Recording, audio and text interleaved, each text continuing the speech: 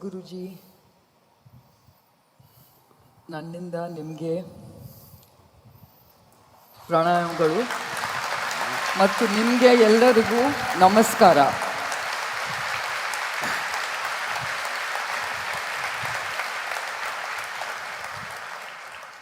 I can't tell you how privileged I feel, and it's a rare privilege for me to be here in conversation with you in front of this wonderful and huge audience.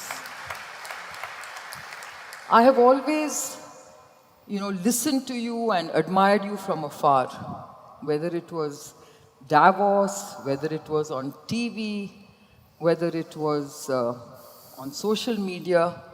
I never imagined that I would be sitting here up close and personal, having a conversation with you. ಆಸೆಪಡು ಸಾಧಿಸು. So, to me it's like virtual reality.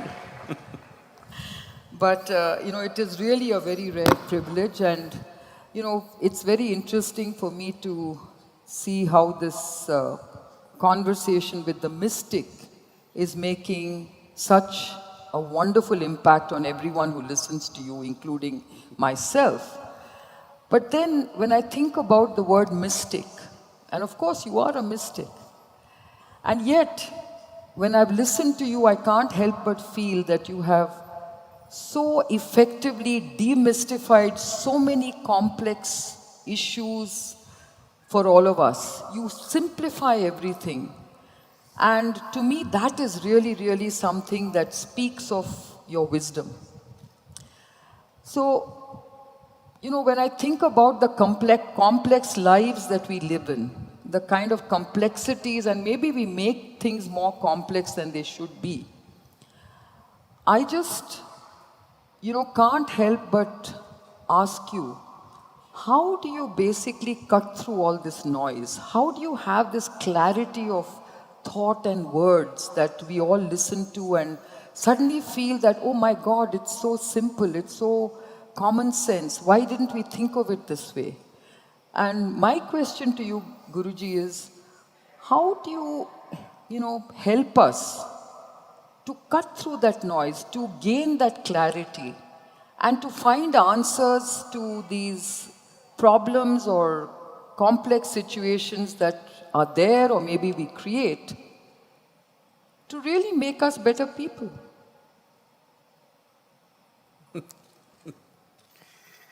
It's sort of can you share with us those secrets, those guidelines, or some small simple formulae that we can use in our lives, or is it making things too simplistic?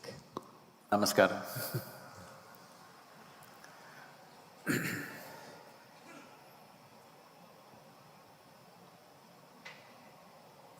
About just what you said,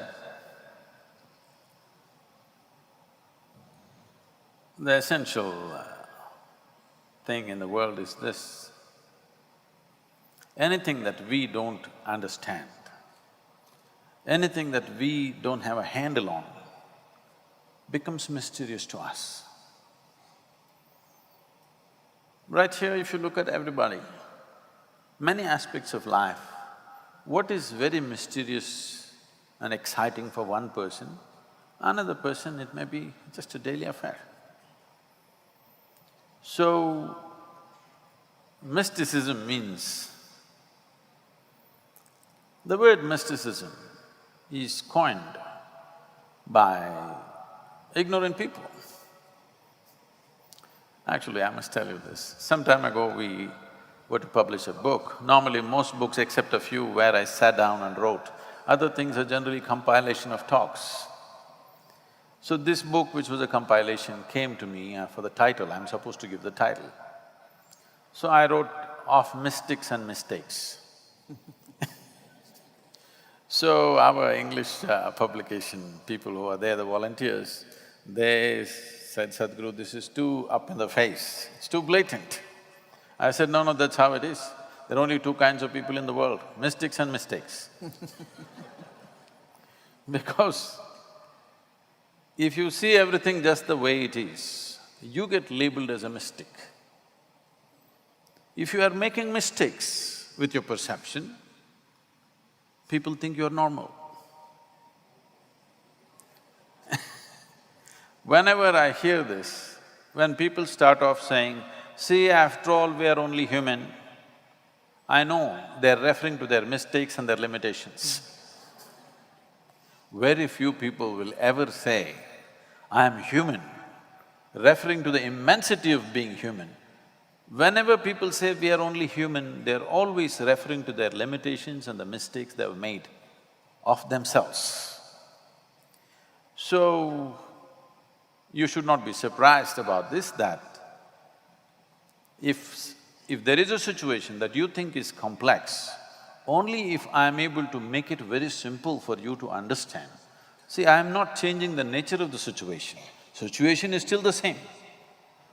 Just that for you to understand, I will simplify the process, only then you can call that person a mistake. Otherwise, if I complicate a simple situation, that's a con man. Yes, simple things are complicated so that nobody figures out what's happening there. That's a con job, isn't it? Unfortunately, with all due respect to everyone, much of anything that is supposed to be what is usually referred to be as otherworldly in the form of religion, spirituality, philosophies, in my opinion, largely has been a con job.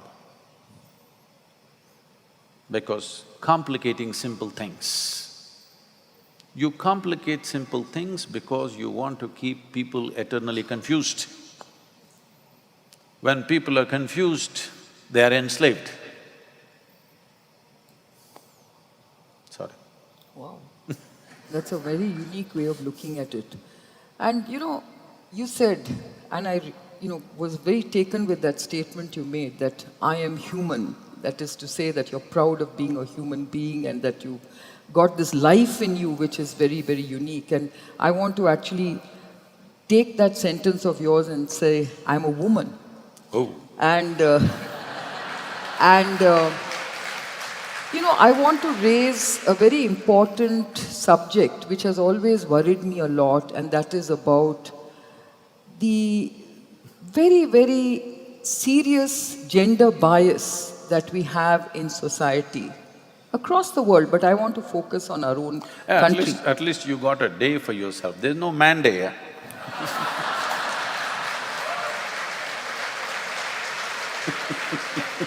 Well, I just want to say that, let me tell you that as a woman, I'm very proud to be a woman in this country, but I think I know what this gender bias is about. Because right from the time I was born, I have seen this gender bias in society. And I really want to discuss this with you, Sadhguruji, because I really think it's very important for me to, understand from you about certain things that have always been of concern to me as a woman, because I remember my mother telling me when I was born that although my parents were overjoyed, my late grandmother, that is my father's mother, my late father's mother, was deeply disappointed that the first child born in the family was a girl child. And my mother told me that she didn't even come and visit me for a whole day. And yet, my grandmother, as I grew up, started respecting me and, admiring me for some of the things I was doing. And I remember when I came back from Australia, she looked up to me and she said, your father doesn't have 2 sons and a daughter, he has 3 sons. That's so an even insult. in that, yes. So even in that, even though I was achieving, so much, she still saw that strength in me as being a male, as being a man in a sort of woman's body kind of thing. So I just feel that this problem that we have in society is real. I mean, let's not, hide away from the fact that in Indian society, much as we want to basically try and behave as if there is gender equity, there isn't. There is a lot of gender bias. I know that, we are a strange society. On one hand, we of course, revere goddesses, as very powerful goddesses, whether it is they're not here with us.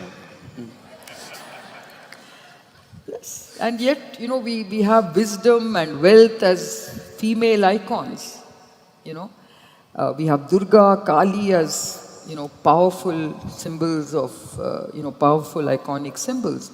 And yet, on earth, we don't pay that same respect to women. We do,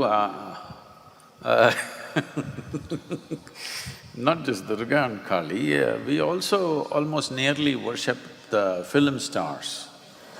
We only have problem with the ladies who are around us. Yeah, but why do we have that problem with the ladies around us? Why do we have that bias, Is it an insecurity? What is it?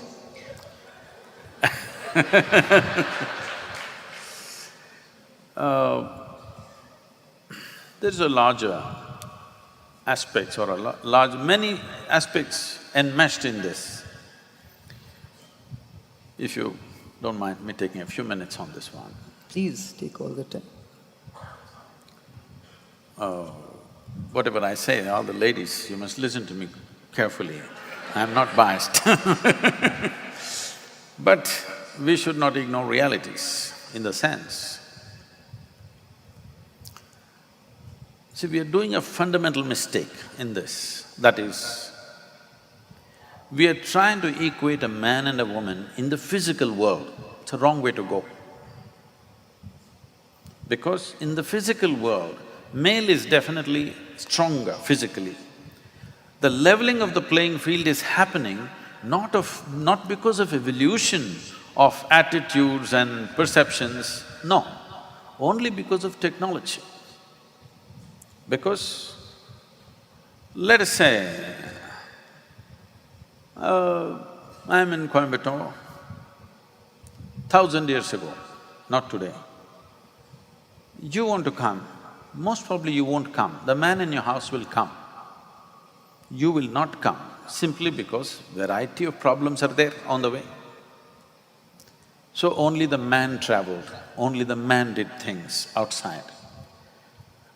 It is not that women did nothing, they did the most significant thing, that they gave birth to us. I don't see how it is less significant than earning a few rupees. How is it less significant that somebody who gave birth to me is less significant than somebody who earned a few bucks for me? How is it less significant? I don't understand.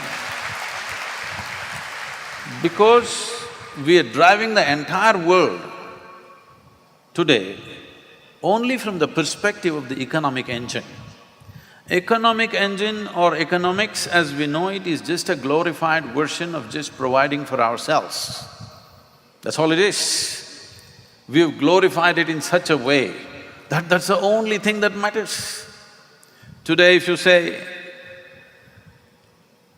a big man in Bengaluru city, I wouldn't dare say a big woman, okay? If you say a big man, it's not because he's got big brains, we call him a big man. Not because he has a big heart, we call him a big man. Not because he has enormous wisdom, we call him a big man. He's got a big pocket. I'm saying our perspective has become like this. The simple act of providing for ourselves and those around us has been glorified to a point. Providing has always been the activity of the male. But making life beautiful, making life meaningful, bringing sense to life has always been the act of the feminine. But unfortunately, we are creating a society where there is no value for anything that is feminine. And now we are expecting a woman to succeed. The only way is she has to do this all the time, just like a man. She can do it, but she doesn't have the same amount of muscle. That doesn't make us inferior, that doesn't make somebody else superior, that's not the point. The point is, we have created a very skewed playing field. Now you're wanting to succeed on that playing field which is not designed for you. I'm saying we need to redesign the society so that both masculine and feminine have equal roles to play. Today, the role for the… I'm not talking about male-female, I'm talking about masculine and feminine. The role for the feminine in the making of our society is so minimal that we think we can do without it. No, it must be equal, only then life will be beautiful. Otherwise, you'll work your life out without knowing why the hell you're doing what you're doing. That's what is happening. So as a woman, as the feminine, as a manifestation of feminine, I'm saying, what is more significant in our life than our birth, I'm asking? How's anything more significant? The only more significant thing if you live a bad life is your death. The most significant aspect of our life is our birth. In this aspect, our mothers or the women had 90% role and maybe 10% for the man's role. I don't know what's the percentage, but you know, you're a bio. But now we are starting to create a world where it is all about masculine activity and women are supposed to succeed in that. Obviously, it'll be torturous. No, but I think, Guruji, if you think about it, in the knowledge economy, it's not about, That's what I'm saying, that is changing. It's that about is changing brains, now right? because of technology. Yes. Because the brawn is becoming less and less significant, now women are beginning to play their role. But this is only in the last 2 generations. For 2 generations, I think they've done very well. And we must understand this in the rural areas of this country, and I would like to change this. It is not just in India, it is in the human societies, it's like this. The discrimination is there. It may be on the surface they've leveled it out because of development, of technology, of conveniences, that women are playing equal role in many places. So, we don't have to… Fundamentally what I'm saying is, a society has to take care of one thing, that a woman cannot be physically harmed, okay? Rest, I think she will fend for herself. There is no need to make it overtly nice for her, she will fend for herself. Only thing is, physically, because she is more vulnerable than a man, every society should establish that physical threat for her is not there. Rest of it, I think she will handle it. She's equipped to handle it, I believe. But Sadhguruji, if you think about what is happening in our country, even in what you call as a evolving society or civilization, you can see that, there is still that huge focus on a male child. I mean, even our government is trying to incentivize families to have girl children, which is, okay, a very laudable thing, but then until it comes from within, that a girl child is as important and as joyous as a male child, you are not going to be able to get away from these skewed gender populations that we have in different parts of the country. It is creating even more serious problems in societies.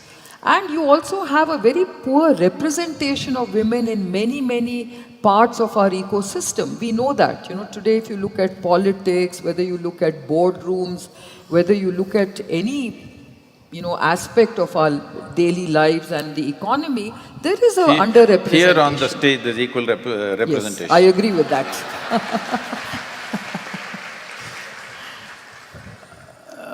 We must understand this. We have been an agricultural society for a very long time, and we still are.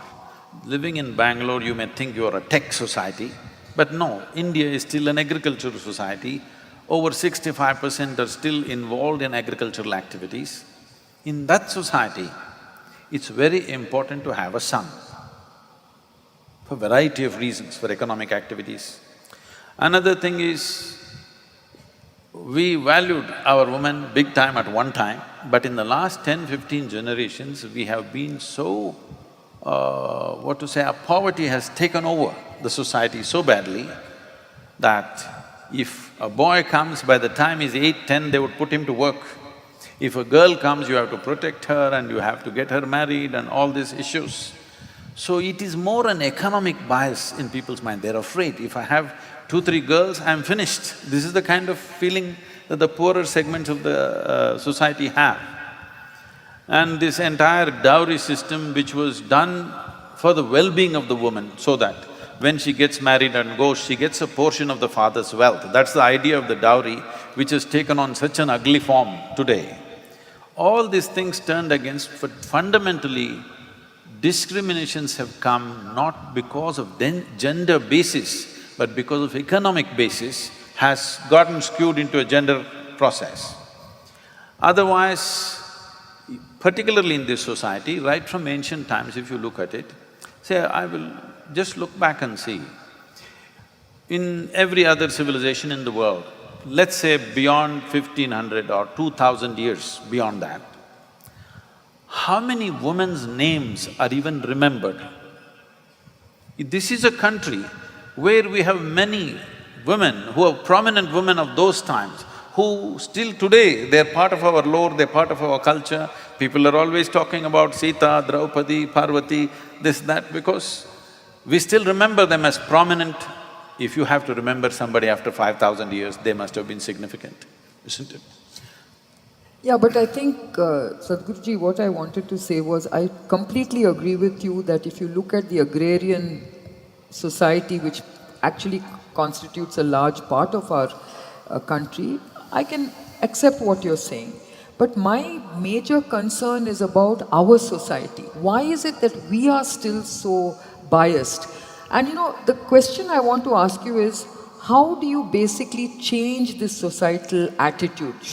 What does your message say for the men in the audience? Shouldn't you think that the men also have to change their attitude, whether they are a husband, a father, a son, or whatever? Shouldn't they be sort of, playing their role in bringing about gender equity? I would rather talk to the ladies Okay. What would you say to the ladies? because one thing that women have to remember is, we must understand this, that society, a social process is need-based, because different people have different needs. That is how people come together and make a society, and somewhere we form rules how to fulfill our needs without encroaching upon somebody else. So, the uniqueness of being feminine should not be lost. In trying to be successful, don't become like men, because men are desperately trying to find meaning in their life.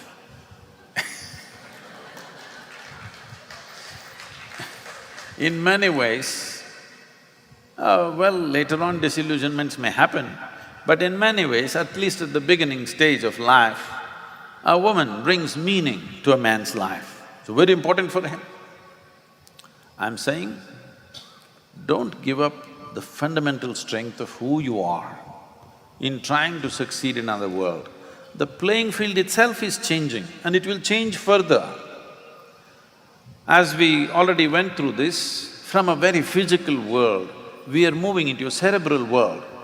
As we move into the cerebral world, there is no need to fight for gender equality stuff. It will anyway happen, it'll find its own way. But we must understand this moving away from the physical world is only 50 years old. That's all it is. For 50 years, hasn't tremendous change happened? Has it not happened? It's happened. So, this will anyway happen. Only thing is, right now, I feel the only thing that we need to strictly enforce is, she should have the same opportunities in terms of education. Only education. Don't worry about the jobs and business and stuff, that will happen. Only in terms of access to knowledge and training, she has as much access as a man has. Another thing is, because she's physically vulnerable, every society has to have absolute laws that her physical safety is well taken care of. Rest, don't worry, it will happen. Well said. So now I want to move on to another, question which I thought I should ask you, which is really about morality and integrity. Okay? I mean, it sounds very serious and very profound. But the reason I ask you about that is very often, I feel that we use morality and integrity as interchangeable, and yet to me they are not. To me, morality is something that is a social tenet, whereas integrity is something about yourself. It's about the discovery of truth in yourself. So, what do what are your words on morality and integrity? I don't have both of them. I operate out of my humanity. Well said.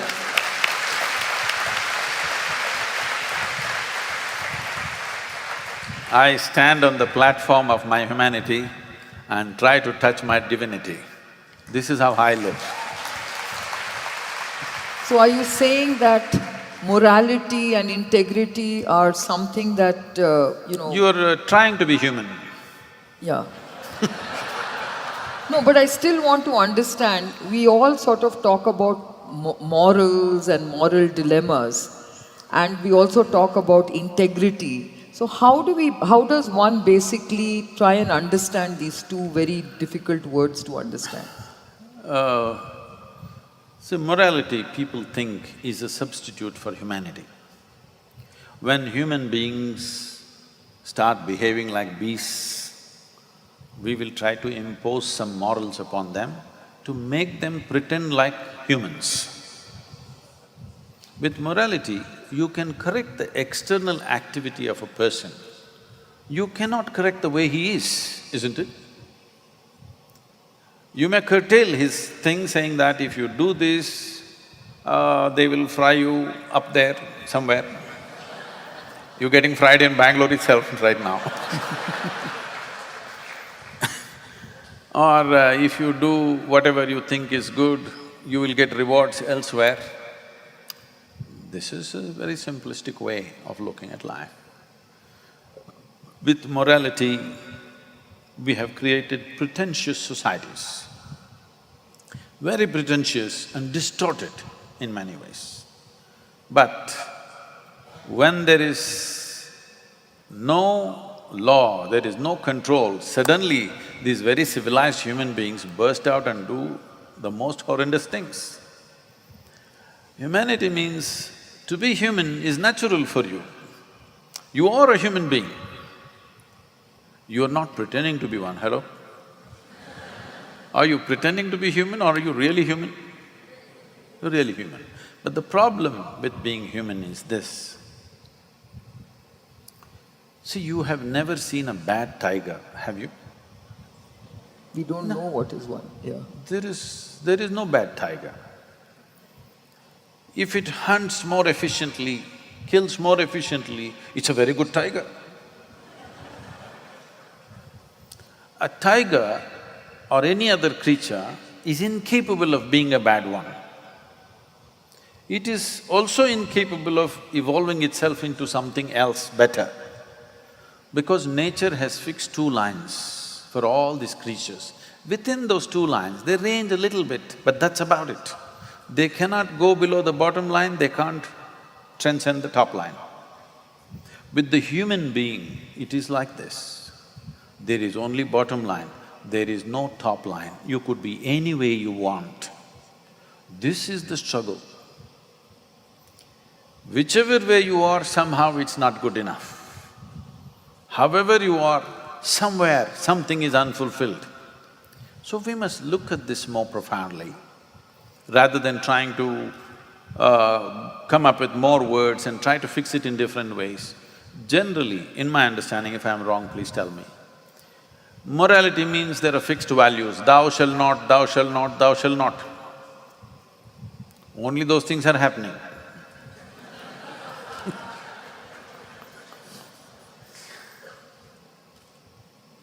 Integrity means people have their own personal ethics, not going by the Bible, not going by some other standard, they've developed their own morality. They think this is my integrity. But this is also self-imposed commandments. But I'm asking, why do you need a commandment? It's like this in Karnataka. I remember once, there were lots of bus accidents, so Karnataka government fixed governors on all the buses.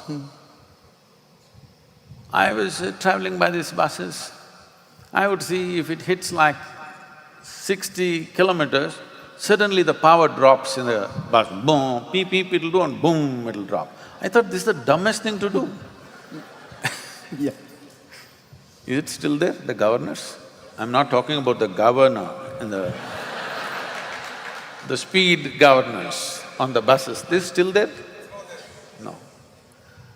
I thought this is just stupid. Instead of training the driver better, you put a governor, and the problem is, many times when it was an inclines, it won't move because there's no throttle. So we have to push it along with the throttle, then only it moves. So this is what you are doing to human beings by fixing morals, ethics, values. There is no value needed, no morality needed. What is needed is you must keep your humanity full on every moment of your life. When I say humanity, the uniqueness of this species that we call as human beings is, we can be any way, any moment. We can be worse than any creature on the planet.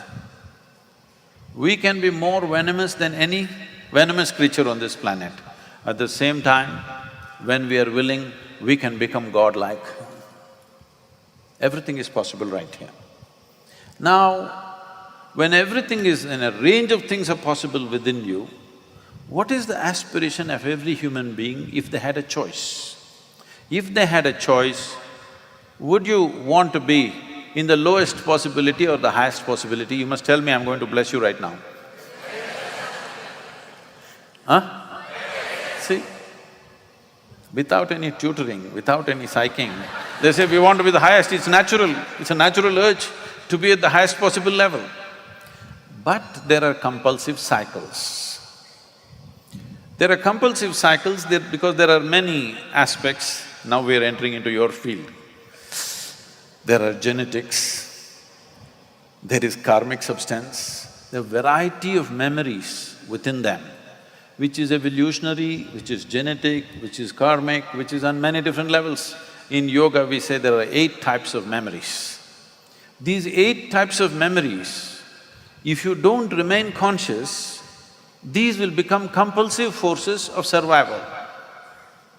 If you do not bring sufficient consciousness to you, the memory that you have within you works like a software. By itself, it will start doing things. It's like today you have a phone, if you do this, if you use a particular word 5 times, next time if you say the first alphabet, it just prints that without asking you. You say, no, that's not what I want to say. But it doesn't matter because you said it 5 times. So there is a memory like this is not against you. This is to make your life easier, so that everything you don't have to think through. Some things are automatic, it's fine. But the most important thing that a human being has to do is to move from compulsive cycles of functioning to conscious ways of functioning. If this one thing happens, if one is operating out of his consciousness, that he does everything, he or she does everything consciously, then you don't need any morality, you don't need any integrity, you will be fine because you will operate out of humanity. When I say humanity, when I said 2 lines, this means for every other creature, nature has drawn a boundary. What they can do, what they cannot do, how they can be, how they cannot be. For a human being, there is no boundary. If you can sit here and be all-inclusive, you're capable of doing this.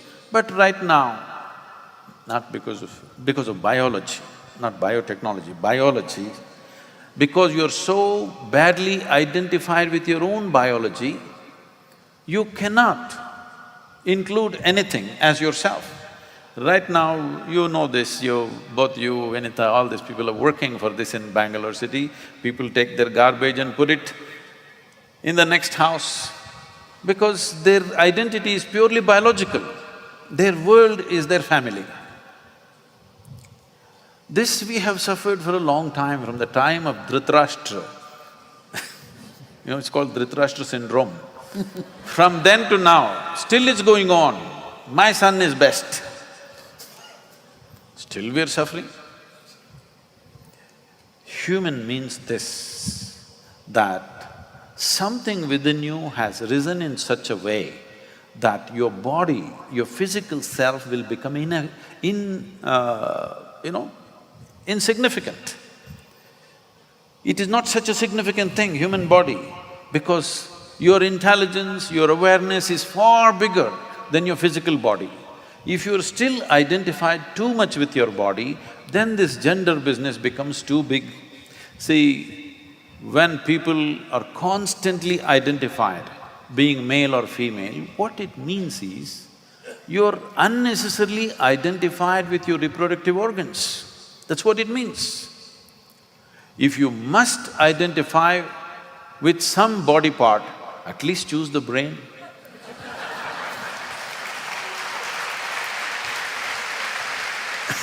So, on that whole subject of, well, you explained it beautifully, the morality bit, but lot of people go through moral dilemmas.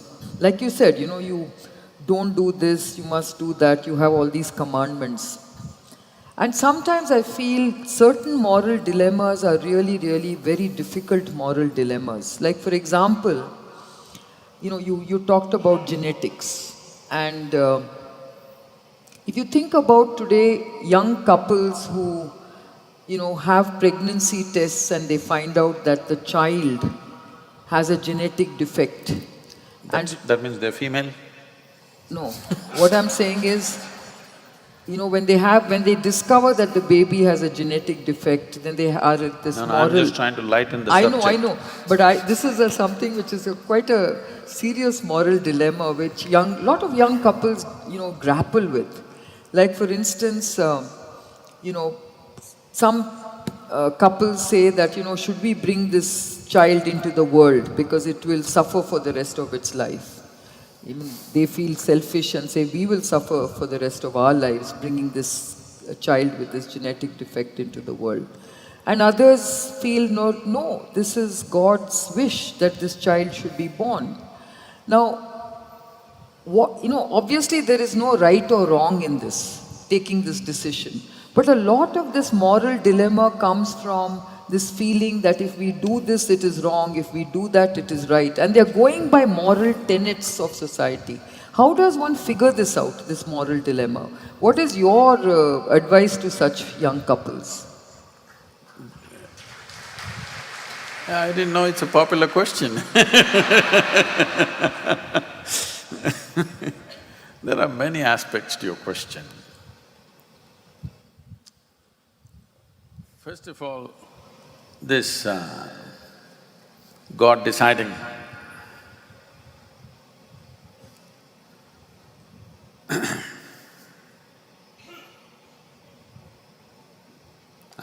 I have a very nasty joke, I'm trying to make it little lighter.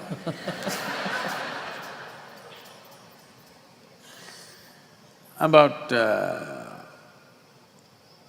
God deciding about your child. Those who wish to have children, I want you to at least get this much figured out. It's your desires which make a child, not God. Okay? This much fundamental you must figure it out.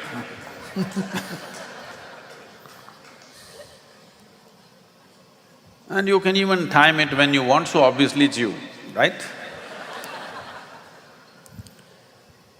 And suppose it so happens that child is not coming out normal, but who is to decide what is normal? Suppose all of us didn't have one leg, we would think one leg is quite normal. Yes or no? All of us had only one leg. Would we not think one leg is quite normal, and suppose one of these ladies had two-legged baby, we would think he's a freak. So, we need to kind of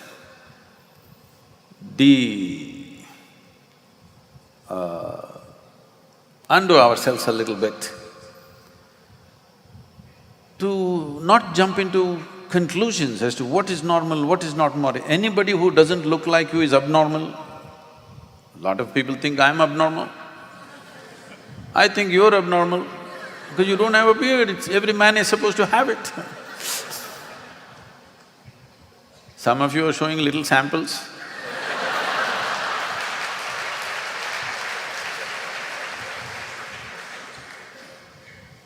So what is normal, not normal, is a very unnecessary thing to call for. Unless we see something which is congenitally in such a state, the child is going to suffer immensely because of this. You must understand, with all the other creatures on this planet, if they are not fit to live, they will not live. You have never seen in nature an animal without legs or this or that surviving. In the very first few days it'll go. It will not survive. Well, because we are in a more protected atmosphere, we will make our children survive no matter what. But that no matter what also has to be toned down a little bit. If it is just to keep the medical economy going, somehow, somebody took me into this, what do you call them, all these incubators and what do you call that? Early born, early… Yeah, early natal centers, the prenatal and natal… Yeah. Some of these children are born at 5.5 months, they're like this. They don't look human. They're keeping them there for over 2.5 to 3 years in the incubator and trying to save this child. This is not concern for life. This is a wrong kind of business. I'm sorry, I'm saying this, but I think it's completely wrong because when you know clearly this person is never going to be a full-fledged human being and going to suffer eternally and everybody around them are going to suffer because of this, you're trying to just go against nature and do something. But how to take this call? There must be how much intervention to do, there must be some kind of control on this. At any cost you want to keep them alive. We know today we have enough technology, even if somebody is dead, we can have their heart beating and prove they're alive for another 10 years if we want. What is the point of this kind of technology? There is no sense to this. So about taking this call, it's a sensitive thing, it's not a joke. For the parents, it's not easy. But at the same time, I want you, all of you, all of you who clapped who are pregnant right now, you must take this call. You must understand, in this vast cosmos, this very solar system is a tiny speck. In that tiny speck, planet Earth is a microspeck. In that microspeck, Bengaluru is a super microspeck.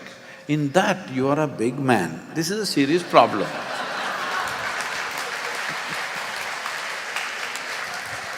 The problem is we think too much of ourselves. See, in the process of generating life, this is all coming because we are heavily identified with our own physical forms. Physical body is a mechanism. Because we have a certain level of thought and emotion and we've invested that entire thought and emotion in our biology, we think this is something too much. This is just a mechanism. If you don't understand this, when you get sick, if you go to the doctor opens up this, opens up that, whatever you think is impossible, he will do all that to you.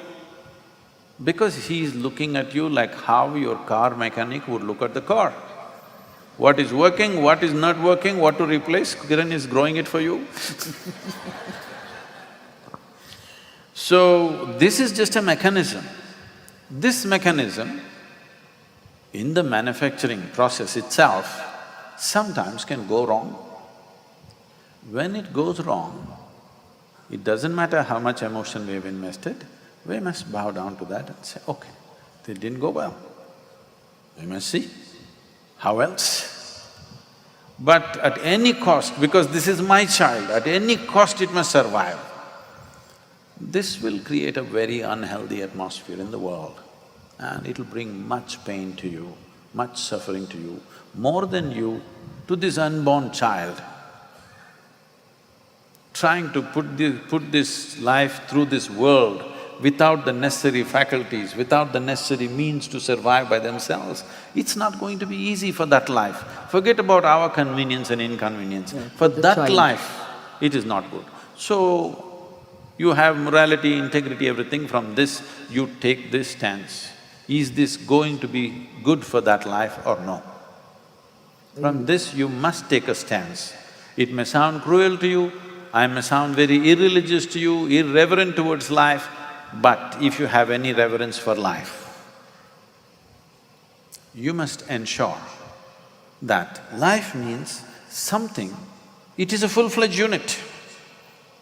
Life is a complete life, it is not a half life. Life means it must be able to stand upon its own strength and make things happen for itself. Maybe not all of us are equally competent, but everyone is competent to live their life. This much competence must be there. This is how nature would be. Because we have created our own ecosystems of cities and medical industries and everything, we can go another 15–20%. Don't stretch it to 100%. Somehow with 10 tubes stuck into my child, I will make him live for 100 years. This is inhuman. This is totally inhuman because this is not good for that life, it's a torture. So, you have to take that call, however hard it is. Is there some morality involved in this? No morality involved in this. It is just a practical sense of how to do life. Is it possible for this child, let's say a child came without a head or half a head or something, is it possible for this child to live even a reasonable life? If not a spectacular life, even a reasonable life, is it possible? This is an educated call you have to take. This should not be about, because it's my child, at any cost, it must survive. You know, Duryodhana was born like this. Do you know this?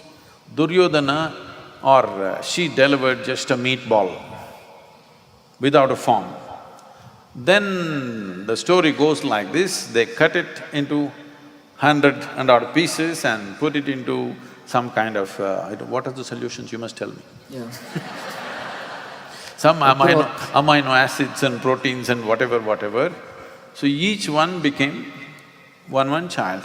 And what trouble?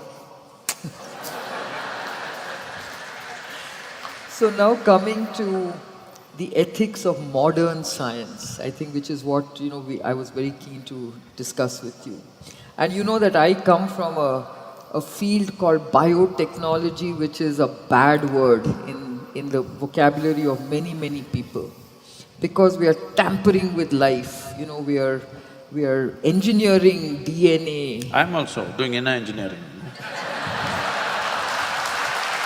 So, this is an amazing science, this is an amazing technology, but it is also a very controversial and sensitive technology. And, I want to start with a question that says, look, we actually embrace biotechnology when it comes to saving lives, when it comes to genetically engineered drugs, which is, saving, cancer patients and many other types of patients who are suffering from debilitating diseases. And yet we have this huge activism against genetically modified crops, which is also saving lives, by the way, because, there is enough data and evidence to show that genetically modified crops never killed people, but hunger and starvation has killed many lives.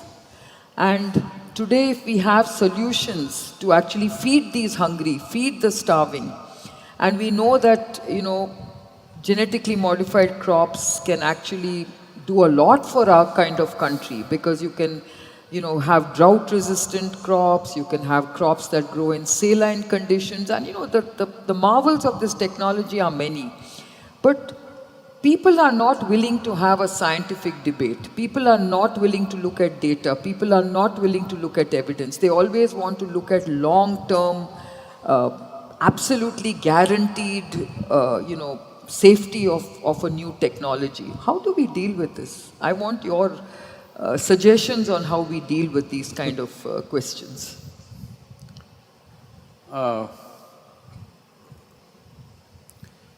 Anything new, people will resist. There will always be first people who will resist are moral groups and other kinds of activism groups. This has always been so. Anything new means they will resist. Not only in biotechnology area, in any area. Nuclear. Oh, you don't have to go to that kind of very, what to say, revolutionary things, even something… why does a Manzoor get stoned, or Socrates get poisoned, or a Jesus get crucified? Simply because they're talking something new. One little extra step, you get killed. So, resistance for new things is not new to humanity. They've always been resisting. Because lot of people think status quo is the answer for everything. Any change, resist. And we have a speciality that a lot of people are specialized in, that is for every solution, they come up with a problem. Whatever the solution, they will find a problem in the solution. Endlessly it's going on. Having said that, at the same time, see, anything that concerns with the basic life-making process of human being or plant or animal or whatever, this we must tread little carefully. I think generally the concern… I know there are lots of people who are resisting simply because it's new, that's different. The main concern is commercial forces are leading the thing. For commercial forces, it is not even fair to expect that they've invested a certain amount of money and they have found something which will be very, very really valuable in the marketplace, and now you tell them, don't use it because we are still thinking what it will do after 1,000 years. It's not fair for them. But when commercial forces are leading everything, because we have made economics the main force, now if commercial forces are being allowed to tamper with the basic life material of who we are, there is a certain amount of caution that needs to be exercised. Is there an alternative? I think non-commercial forces, maybe government-funded forces, should invest heavily in research. After it has been incubated well for a period of time, it must come out. When it is a commercial enterprise doing this, because every day costs money, every day is either pushing your balance sheet up or down. So, commercial aspects will take precedence over other things. You can't blame them for that because they're there to do business. So, in this context, we must be little more careful about growing more food. We can grow as much food as we want if you keep the natural ecosystem the way it should be. We destroy that and then come up with other kinds of hybrid answers, which may be temporary solution but which can completely destroy everything for us. For example, right now in this country, we have 1.3 billion people. We have done many things. We have done some really wonderful things, we have done some very nasty things. All kinds of things we have done. There are a lot of achievements to show in the last 50 years for this nation. We are on the way to the Mars. Many great businesses and enterprises have been built, scientific discoveries have happened, many things have been done. But one of the greatest things that we have done is Without any support of technology or any great amount of infrastructure, our farmers with traditional knowledge have managed to generate food for 1.3 billion people.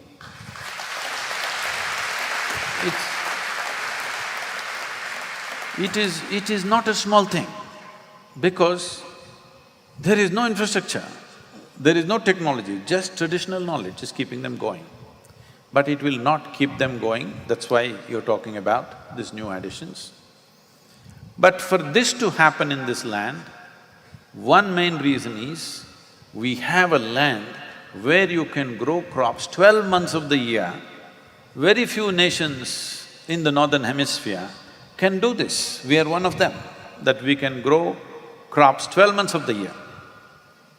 And we intercrop, and in the same piece of land we are growing 4 to 5 crops in a year because of intercropping and all this.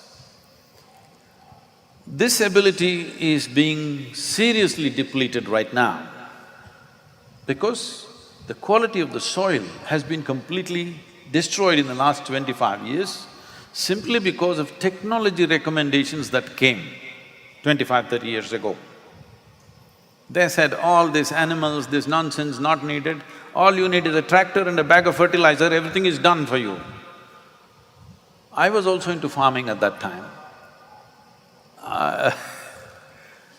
You will see, you're trying to do this, your neighboring farmer just throws urea and urea and urea, and his plants, boom, they come up like this, yours are looking like this, you look like a fool. But you did all this. Now we know, many studies are showing, in the last 25 years, the nutritional value of vegetables in this country has gone down by 40%. Because soil can be replenished only by leaves from the trees and animal waste, or we must all die. These are three ways to replenish the soil. That also when we die, now people putting themselves in stone cases so that they don't become part of the soil.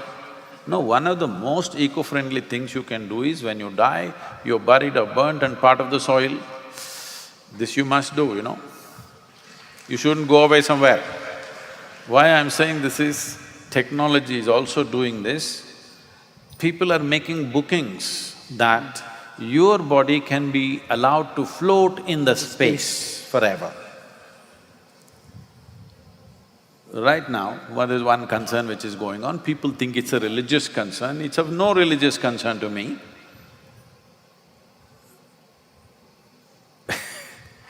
Fortunately, religion is only a human problem, animals are not included. But people are trying to get them also into the religious stage.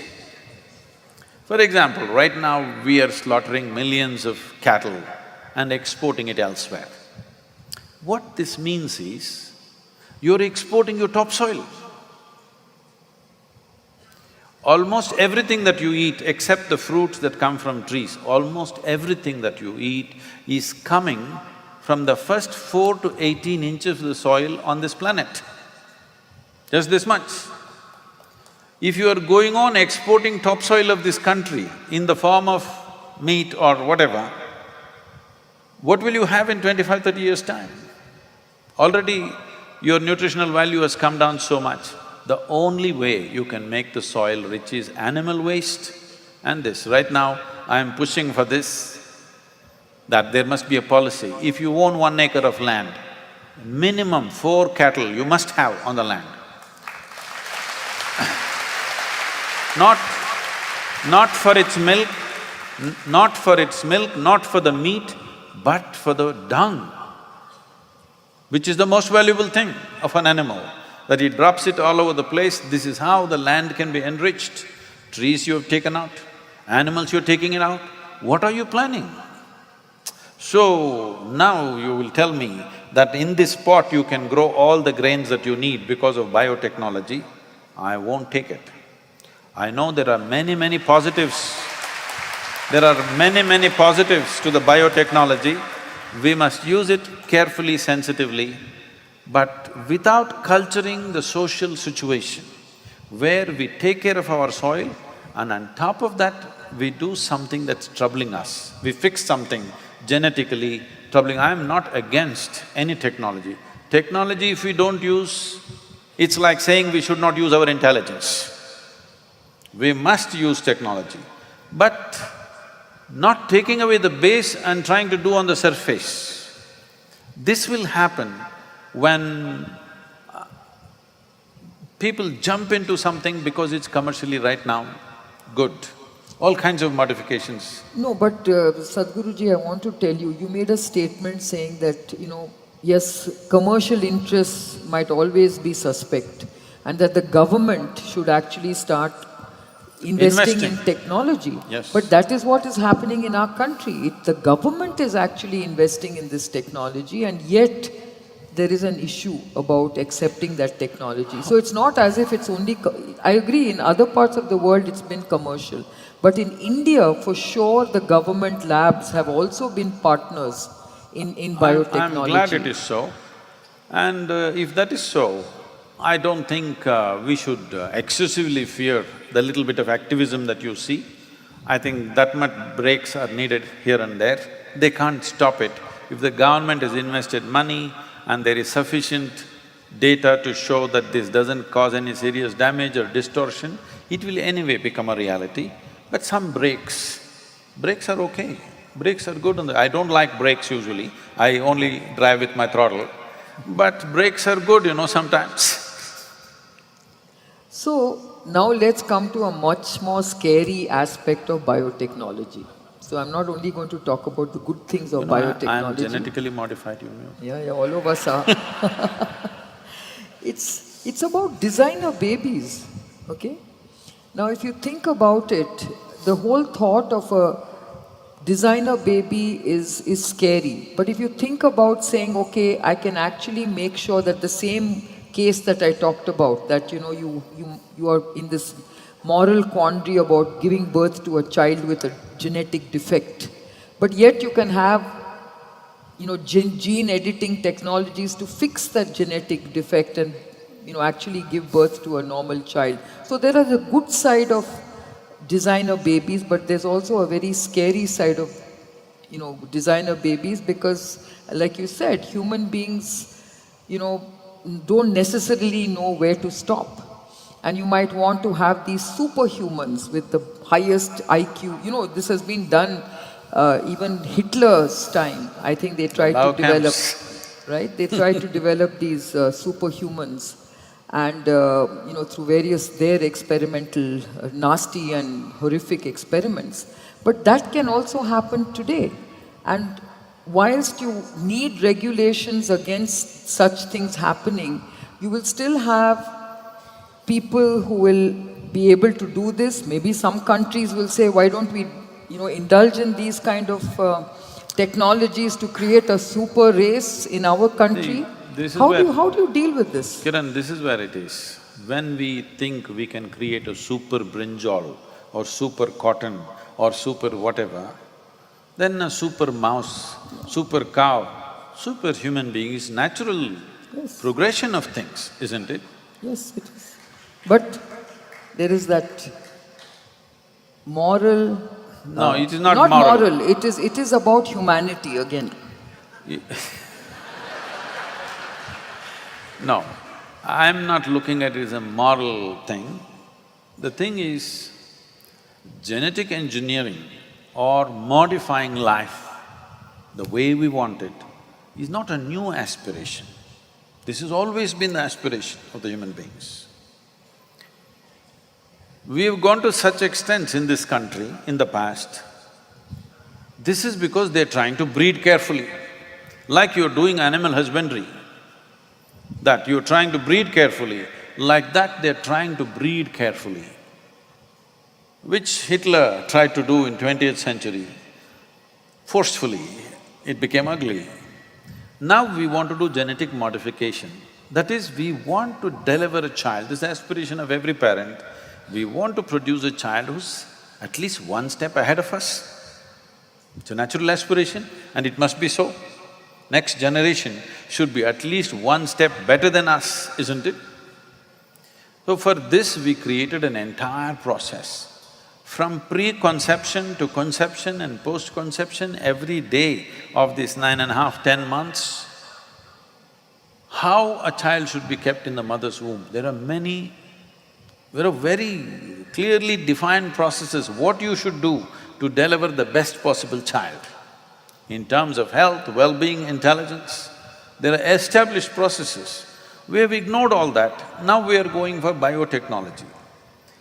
Essentially, what you're trying to do is the repetitive nature of the genetic imprint, you're trying to take it and bring a new quality, isn't it? There is substantial studies right now to show, through proper practice of yoga, meditation and certain other processes, you can distance yourself from the genetic imprint that you have and function as a completely new life. I will show you, this may be little hard for you to swallow, very hard for you to swallow, but you must come and see. I will put certain people through certain types of initiations. In 24 hours, you will see the way their face is, the very shape and form of their face will change, simply because they have distanced themselves from the genetic process. If you're not aware of this, in this country, when somebody walks the spiritual path, when he wants to take sannyas, first thing they will do is, they will do rituals for their parents, even if they're alive, to distance themselves from their genetic material. There are very established scientific processes, science not as you know it in the laboratory, science that can be operated from within, that you do certain things to distance yourself from the genetic process, so that you are not a repetitive life, you are a new life. New possibilities will arise. I can show you thousands of people who are functioning way beyond their natural IQs that they have. Way beyond that they will function, simply because they have distanced themselves from their biological imprints that they carry within themselves.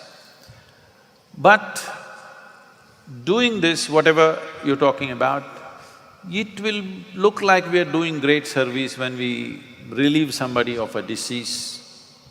But we know that more than 50% of who we are is not us, but some other organism, 52% or something is supposed to be bacteria.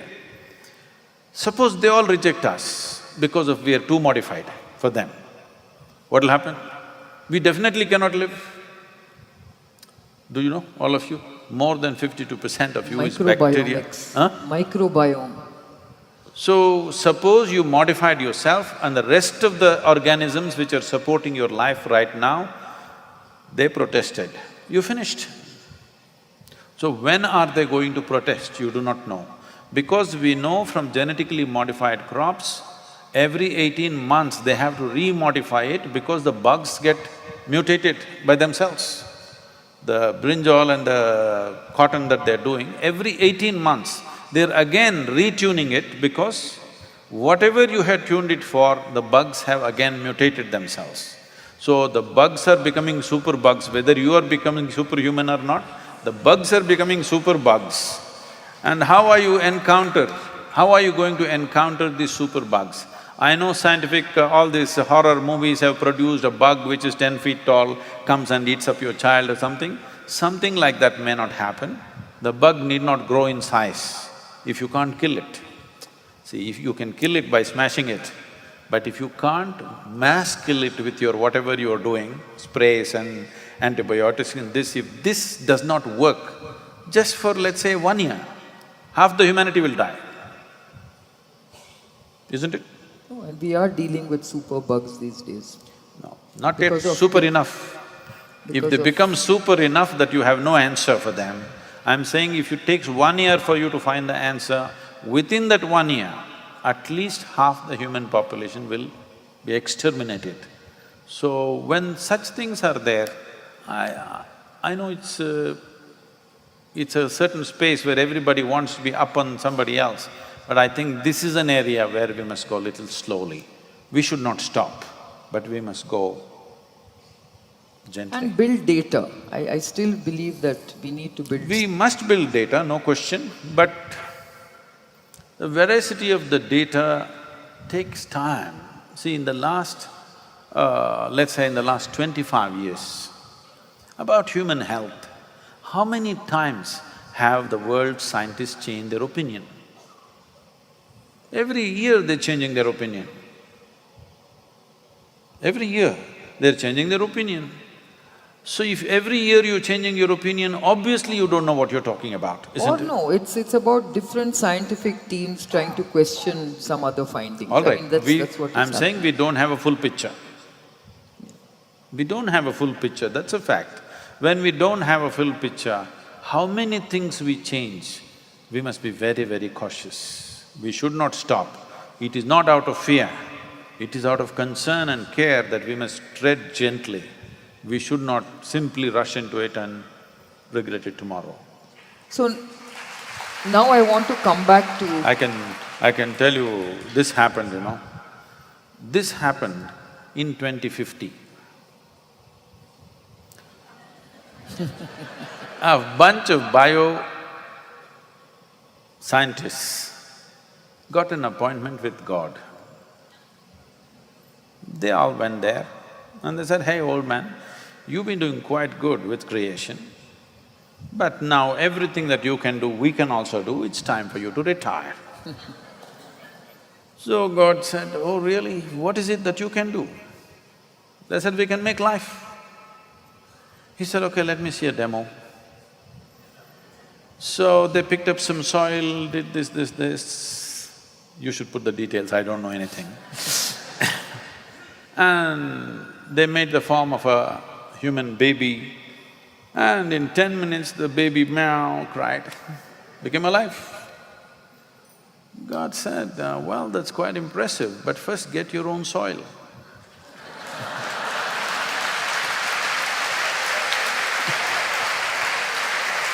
Good one.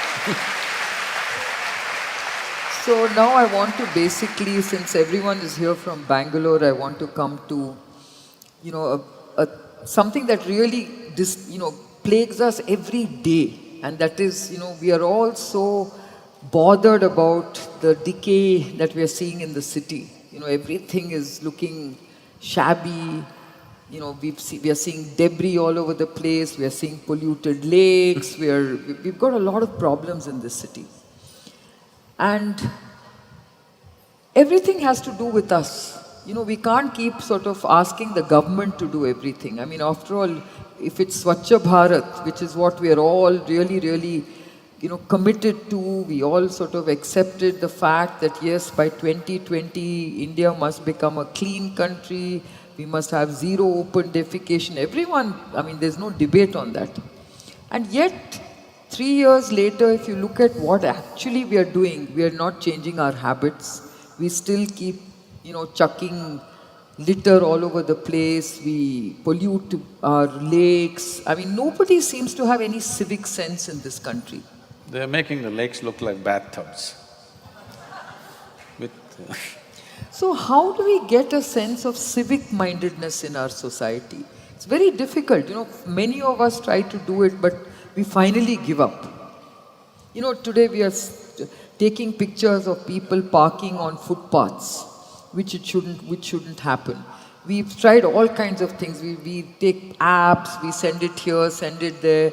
At the end of the day, you almost just give up, saying, how do we deal with all these issues?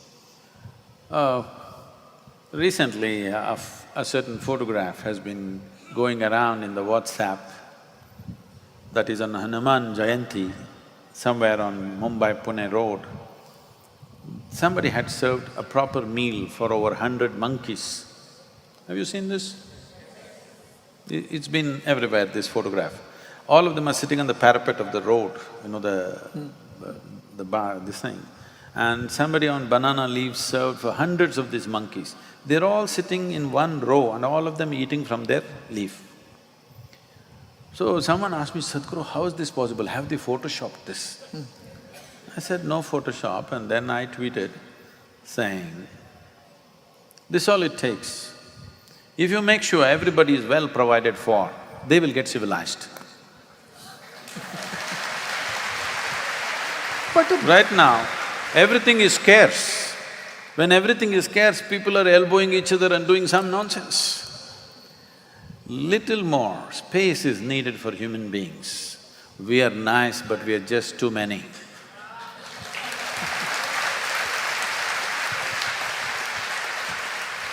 So, these are facts that you should know better than me, but in the beginning of 20th century, what our number was only 1.6 billion. Today we're 7.3 billion. In India, in 1947, we were only 33 crores. Today we are 125 crores.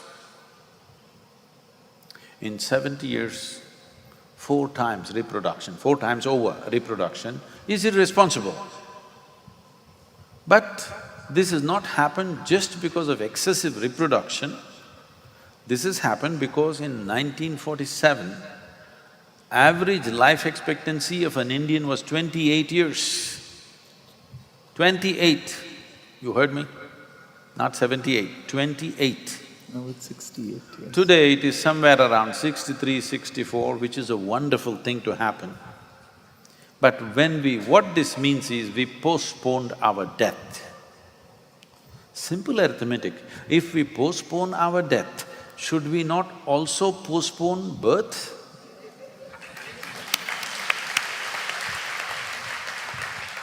We have. There was a time on an average, most young women were getting pregnant by the time they were 15 or 16. Today, I think it's been pushed just over 20 or 19, 20, in that range, average.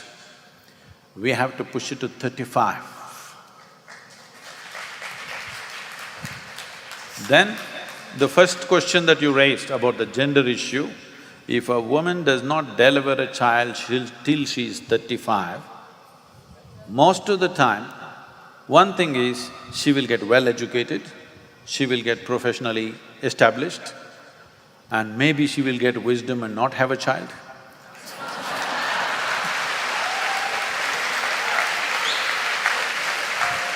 So, Child is not a bad thing, we all were born that way. It's would just be that here we are not an endangered species. yeah. If you were a tiger, I would say, let us have fertility clinics. Yeah. But you're human and you're doing too well.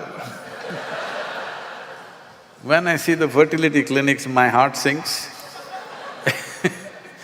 because this is coming from a fanatism that only what comes out of your body can be yours.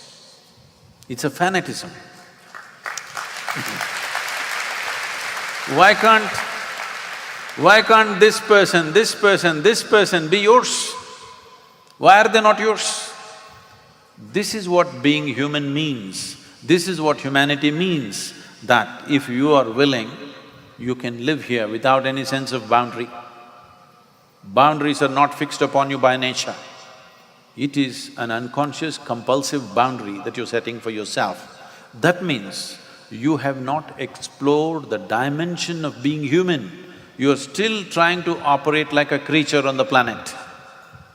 If you explore the dimension of what it means to be human, you would see inclusion does not mean biology. Inclusion means consciousness. If this comes, if consciousness rises, you will see we have hundreds of couples who are each are full-time volunteers and part-time volunteers. None of them have children, they've just chosen not to have because I'm giving them thousands of children, millions if they want, if they're ready. So where is the need to biologically identify with one child? I'm clearly noticing who is clapping and who is not, it's okay. So, I'm thinking of something very audacious for which I'll become super unpopular. I'm thinking of instituting an award for all those young women who are healthy, who are capable of having a child, but choose not to have one. Oh, you got a good endorsement for Because whether you realize this today or not, you think the problem is parking, you think the problem is garbage, you think the problem is healthcare. No, the problem is population. There is no other problem. Absolutely, well said. And I see that we're running out of time, but I want to ask you a final question before we turn it over to the audience. You know, you talked about technology, and we know that technology, of course, also raises aspirations. And I remember we grew up at a time when we didn't have phones, we didn't have television, we were very content with small things. Very. We drove around in ambassador cars, we were lucky if we had a landline, and if we aspired for a telephone and we got a landline after 3 years, we were very happy, very content. If we got a, Premier Padmini after the ambassador, we were very content. But today, things are so different. I mean, it's a great transformation that we're seeing in our country. You can choose any model you want of cars, of smartphones, and yet you see that technology and aspirations, are almost proportional to discontentment. Do you feel that is true? No. Because they have a nice car. Because there seems to be this instant gratification. We must have the next best thing. No. They have a nice car, but they can't drive because the road looks like a parking lot. It's most of the time they're parked. Park, move, park. That's how you're driving in Bangalore city. So they're frustrated, they can't drive their dream car. Now, let's not take this position, because this is unfortunate position that every generation takes about the next generation. So my father thinks that I was unnecessarily too over-dynamic. His father thought so, that at the age of 12, 13, he left his father and came out because he wants to become a doctor. He thought that was a great ideal. His father was a merchant. He thought being a merchant is not good, he wants to become a doctor, he did a great revolution. But I'm sure his father thought, this is a worthless fellow, instead of doing this trading, he is going to become a doctor and unnecessarily he leaves the house and goes to study. Now I aspire for something else. My father thinks the same thing. I don't want to do the same mistake with my daughter. I only said this, do whatever the hell you want in your life, just do it well, that's all. Do anything you want, it doesn't matter. Maybe you're doing something that I don't figure. It doesn't matter, do whatever the hell you want, but just do it well, that's all. If you don't do it well, then that's a problem, because not because you're not doing as well as somebody else, simply because you are not exploring the full depth and dimension of who you are. When you explore the full depth and dimension of who you are with enormous amount of technological support, obviously you will do much more. But let's see this. Technology is there. It's not because of technology we have aspirations. Because of our aspirations, technology has come. Because we wanted to do more, we came up with new ways of doing things.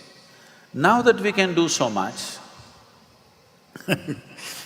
if all the people on this planet, these 7.3 billion people, if all of us become super active, dynamic, industrious like you, working day and night, using all the modern technology, this planet has only another 20-25 years left.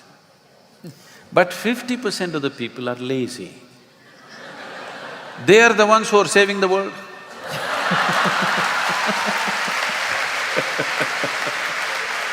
It is unfortunately, the unfortunate reality in the world is this: it's not human intelligence which is saving the world, it's not human love which is saving the world, it's not human compassion saving the world, human lethargy is saving the world.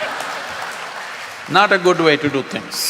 So before we explore, see, today we have become superhuman already, we don't need any genetic modification. Because of our ability to do things, 1,000 years ago, what 10,000 men could do, today one man can do, simply because of the technological enablement that we have. Once we have this kind of power, how we act, how we operate, what we aspire for, what we do, must be very conscious. I'm not saying controlled, it must be conscious.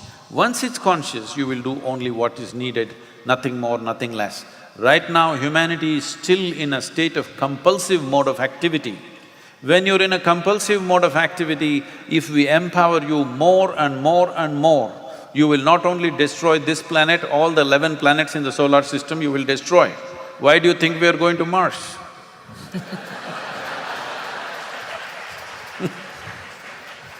Thank you, Sadhguruji. Now I think we will take two questions from the audience.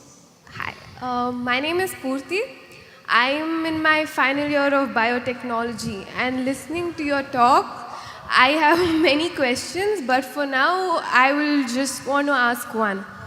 So, from what I've studied, from what I've read, biotechnology is here today because of animals such as mice and microorganisms such as bacteria. But do you think that it is ethical to use these organisms which help us so much and later kill them? But we are here today thanks to them. Thanks to those small creatures and testing on those, we are here to… But is it an ethical thing to do?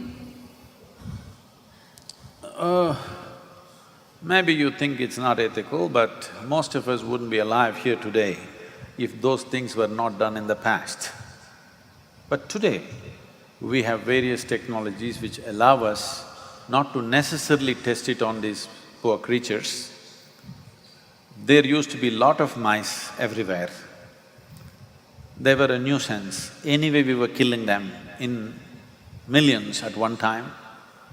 So you also experimented them, which is cruel, but almost all of you who've been through even high school science, you dissected either a cockroach or a frog or something, yes?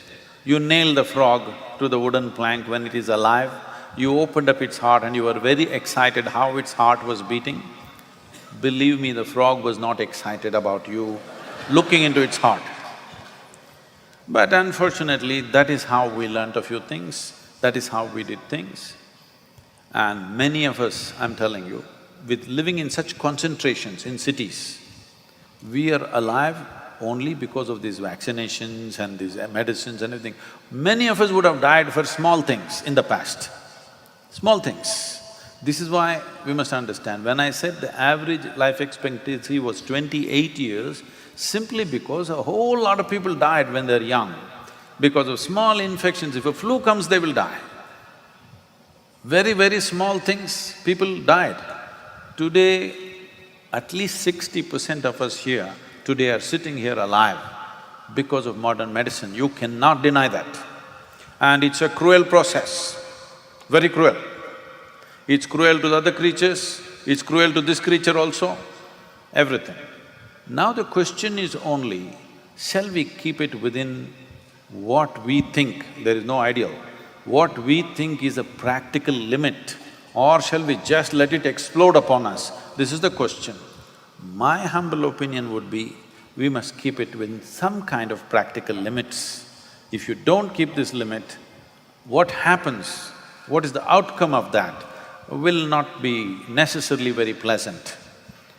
And about cruelty to animals, we are anyway cruel. You understand? We are very cruel people. Let's understand this. Because this is the very nature of life. If this has to survive, it has to take another's life. Now the question is only this, are you doing this consciously or wantonly?